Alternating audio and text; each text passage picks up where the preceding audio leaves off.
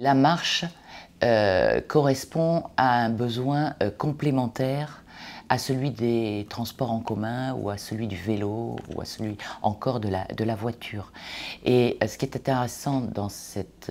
expérimentation, c'est qu'effectivement, c'est traité de façon complémentaire avec le transport en commun. On sait que sur les lignes de tramway, on a des fuseaux horaires pendant lesquels les lignes sont extrêmement chargées, en particulier dans le centre-ville, l'hypercentre de Bordeaux. Et on sait que très souvent, un usager des transports en commun pour aller d'une station à une autre ou d'une ligne à une autre s'il a une correspondance à prendre, il irait aussi vite à pied, voire plus vite,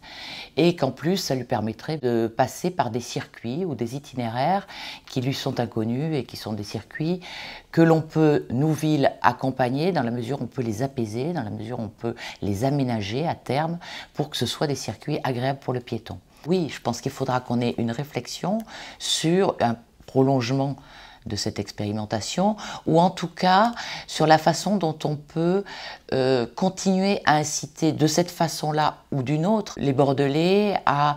sur des petites distances, à se déplacer en marchant. C'est quand même le moyen le plus écologique, le plus économique et en plus c'est bon pour la santé.